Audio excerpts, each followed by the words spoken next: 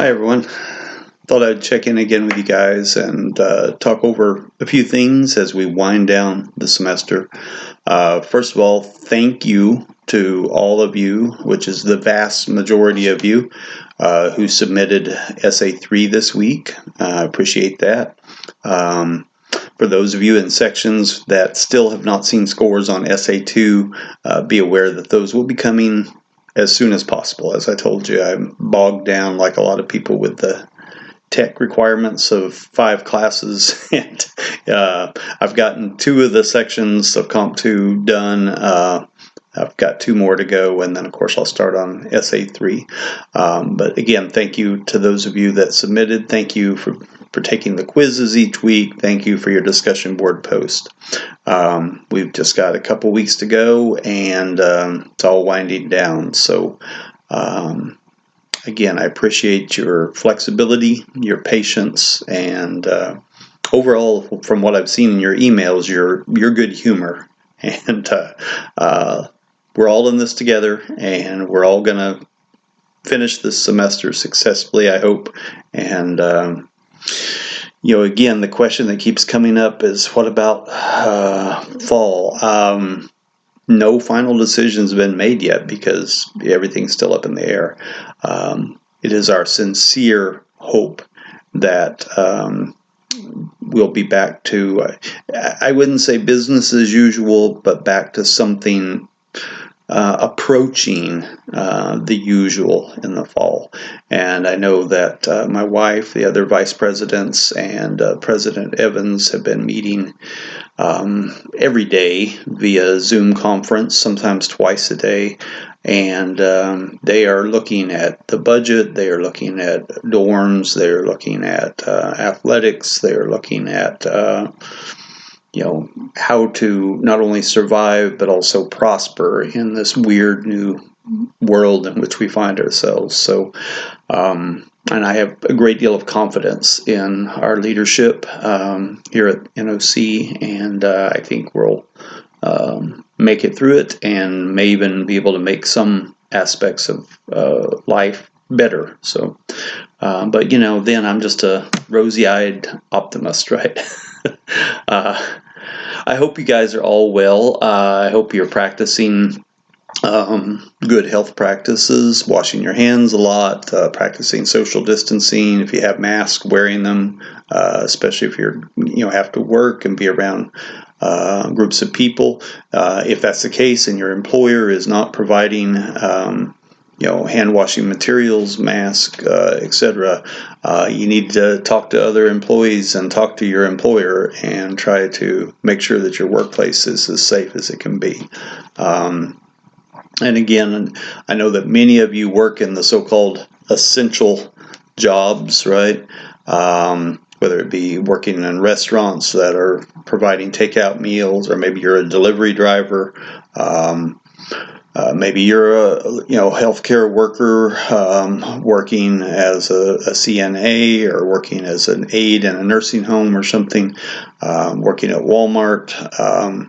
Whatever it is that you're doing, if you are employed during this time, I and millions of other Americans who are fortunate enough to work from home deeply, deeply appreciate what you're doing. And I hope, if there's any justice, that appreciation will eventually lead to higher pay, better working conditions, etc. for all of you.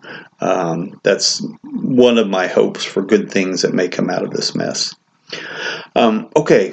I want to talk a little bit about some of the things you've been reading. I haven't responded to the discussion board posts for the last week, but I read through some of them, and I kept seeing words like confusing, etc.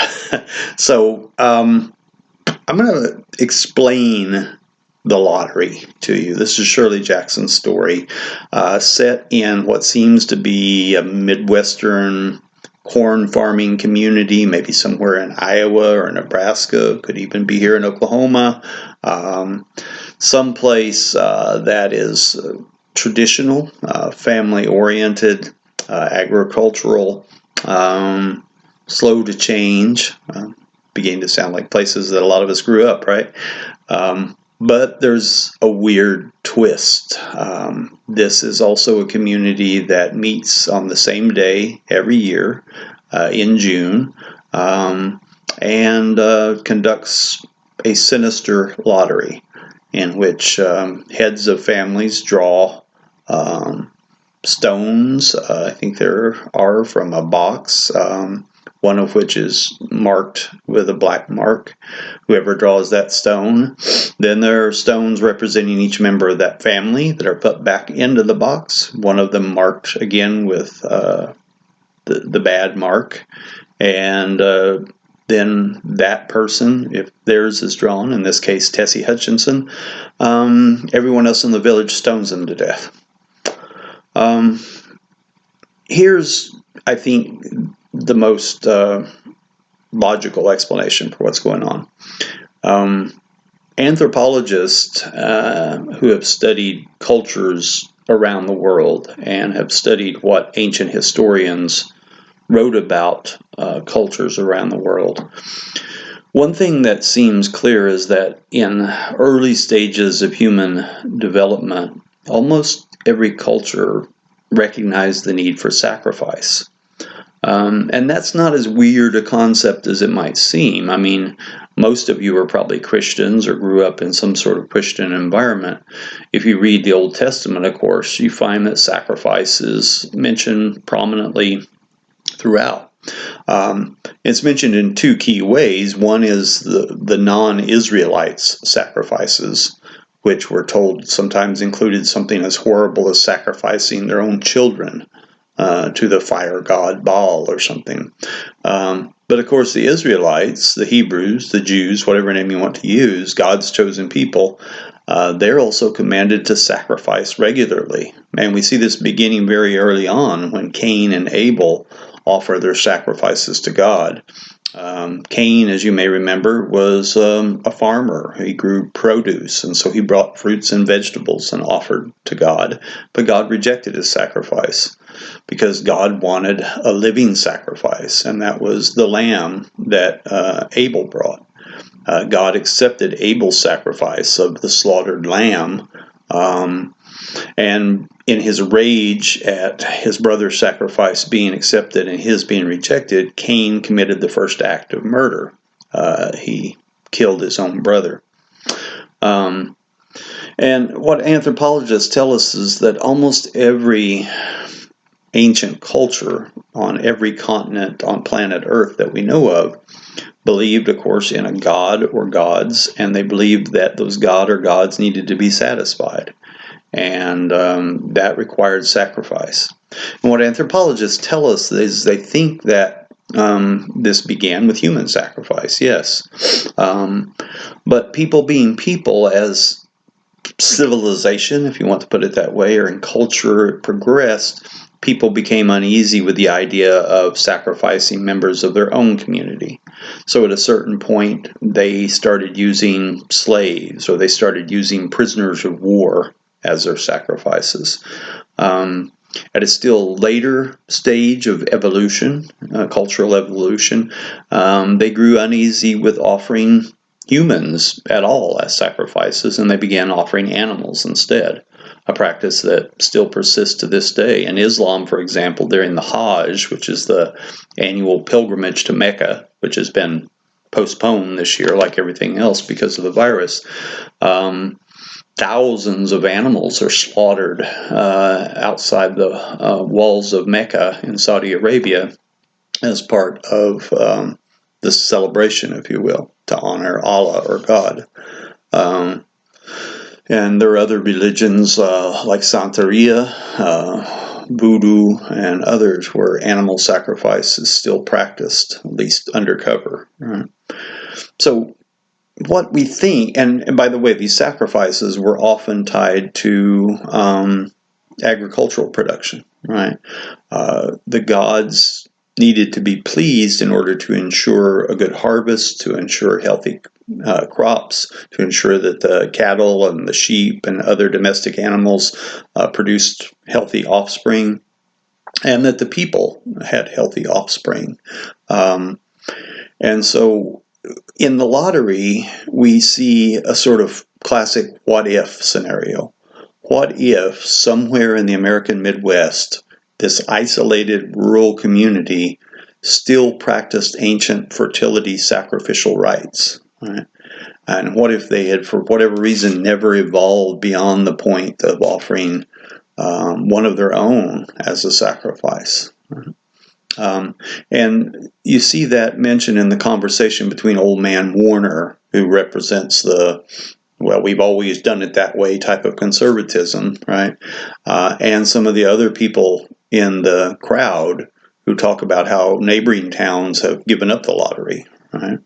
And that's when he repeats that sort of rhyming motto, right? Lottery in June, corn be heavy soon. And that statement directly ties the sacrifice of Tessie Hutchinson and every other victim in the annual rite to the hopes for a good harvest. So the lottery is a great story. It's one that's influenced whole generations of horror writers in particular and suspense writers. There's a pretty famous movie called The Wicker Man. The original version was done in the early 1960s in Britain, and it deals with a Scotland Yard detective who's sent to an island off the coast of Scotland to investigate some strange goings-on. And what he discovers is a community much like that in the lottery. They appear very normal on the outside, but as he investigates further, he realizes that they too are practicing ritual sacrifices of human beings. There was a remake with Nicolas Cage a few years ago. I haven't seen it. I've heard it was terrible. The original is in black and white, and it's with people you've never heard of, so you may not be interested in seeing it, but it's a worthwhile film if you ever get a chance to. Some of the poems for last week, let me check back at the schedule here. Women Don't Riot. I saw several people, mainly the women among us, who wrote about that one. I love that poem. Castillo, who was born and raised in Chicago, it presents a playful poem, but also a poem that reminds us about our stereotypes about male behavior and female behavior, that aggression is not only expected, but sometimes rewarded in males, whereas in females we've traditionally looked at it as being unladylike in some way. And I realize these old stereotypes are much less powerful than they used to be, but they're still there, particularly in more conservative traditional families and more conservative traditional parts of the country. So that poem manages to be both playful, but also, I think, reminds us of the double standards that still exist in our society in a lot of ways. Hughes is a favorite of mine, and you can see I've assigned 2 poems by him, Let America Be America Again and Theme for English B. The thing I love about Langston Hughes is he is a uniter rather than a divider, like Martin Luther King Jr. and several other great civil rights figures. Hughes definitely writes in his work about the oppression of African Americans in the United States, the evils of slavery, etc. But his most characteristic theme is that we as Americans need to unite. We need to work together against the true enemies of the people, who are the rich, powerful people who divide us to keep us divided and therefore weaker.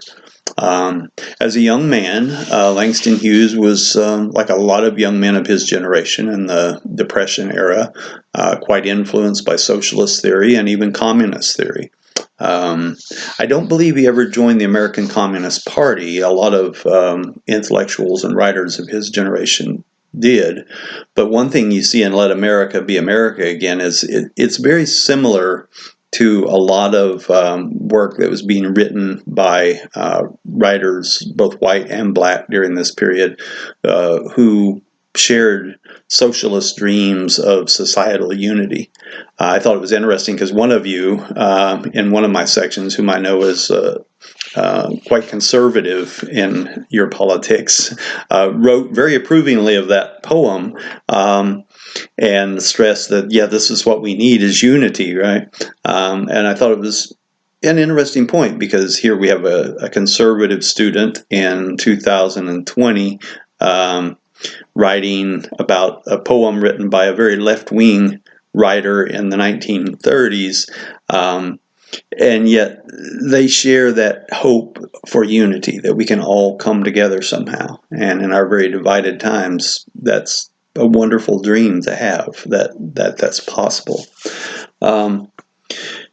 Thomas Lux, if you've watched the PowerPoint and listened to my audio commentary on there, I mentioned having met him on a couple of occasions, and how much I love him as a person in my brief encounters with him, but especially his work, which is diverse. It is often very funny, often playful, but also very imaginative, and sometimes even like a kick in the gut.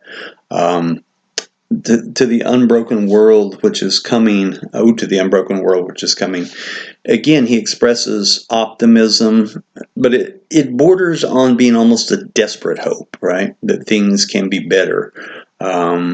There are dark images in there, like those cattle being hauled to the slaughterhouse, the abattoir, but they're from the other neighborhood, not from ours, right?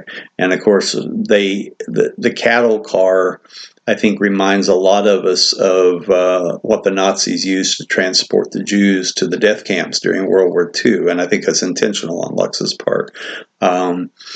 It's animals, but human beings are just highly evolved animals too, and so it adds a real sinister edge to the poem.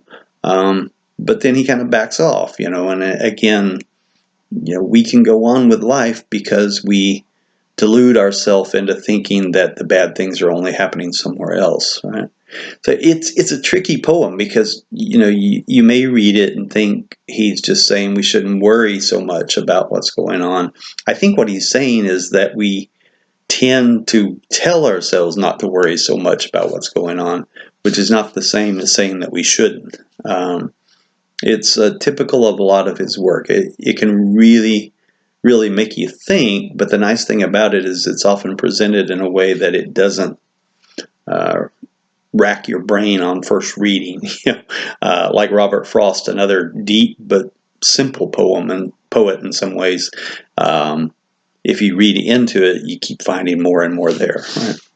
I don't want to say too much about this week's works, just because many of you haven't written your discussion board post yet. Ursula K. Le Guin died just 2 or 3 years ago, fairly recently. She lived a ripe old age. She was in her 80s. She was a science fiction and fantasy author, and also a poet, and, as I say in the PowerPoint, one of the few writers of genre fiction that was widely respected by the literary mainstream as well, because she's a thinking person's fantasy writer. She's a thinking person's science fiction writer. Her work raises questions and causes us to think of our own societies. And in the ones who walk away from homeless, there's a shocking revelation in the story. I'm going to speak in vague terms for those of you that haven't read it yet. And it's something that everyone knows about, but no one really does much about. And I think what it does is it challenges us to ask ourselves, what things do we put up with? What things do we permit to happen? What things do we ignore or choose to not pay attention to? And are those things necessary for the rest of us to live happy, comfortable lives? I think about this when I walk by homeless people begging on the streets of our nation's cities, right? Does it have to be that way? Do there have to be poor people for there to be rich people and middle class people? Jesus said the poor will always be with us, and of course he was a great philosopher. But is that the case? Right? It's. I think it really makes us think, and also makes us think: are we people that are just going to perpetuate others' misery by continuing with business as usual, or are we people that are going to be brave enough to refuse to participate? Are we going to be among those who walk away from homeless? And it was written in, I think, the very early 1970s. So I think some of the allusions to the orgies and to the drug drews and things like that. Shouldn't have said that. Some of those things probably had the 60s sexual revolution and drug culture in mind. So it was very relevant to its time, and it's still, of course, relevant in our time because we're still living in a society that has evolved through those tumultuous changes and absorbed some of them into our mainstream now. The poems for this week, I's Motherhood, 1951. Here's an interesting thing about it. I think the speaker in that poem is actually the poet I's mother.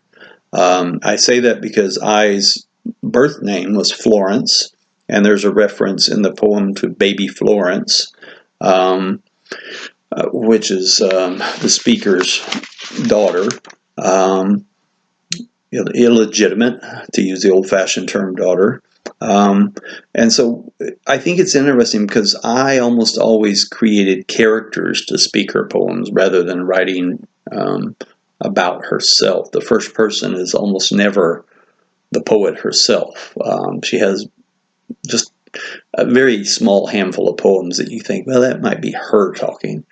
The thing I think is cool about that poem is she's actually letting her mother speak. She's imagining what her mother, as a teenager pregnant with her second child, might have thought and experienced. And it becomes this very weird story. They're a Catholic family, so there are references to St. Patrick and nuns and etc.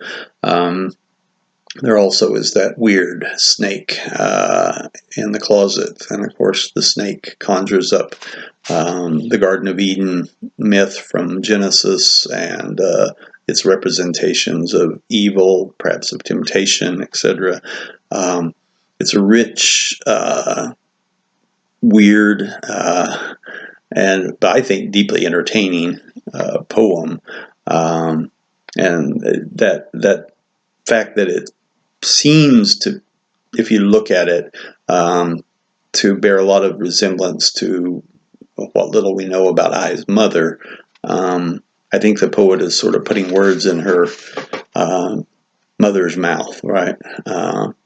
And I found that a very interesting technique. Gwendolyn Brooks' The Mother, speaking of mother, is a disturbing poem. But I think it gets into the plight of a poor black woman in Chicago, where Brooks spent most of her life, who may not feel like she has the means to raise children, and we don't know exactly what her motivations are.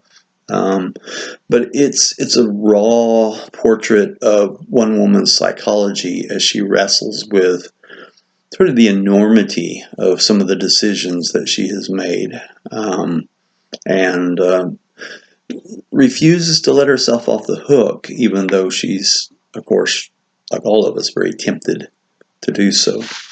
And then Langston Hughes' theme for English B. And again, as I said about Let America Be America again, the poem is about the extent to which we are connected as Americans, and yet we sometimes feel our differentness, if that's even a word, as well.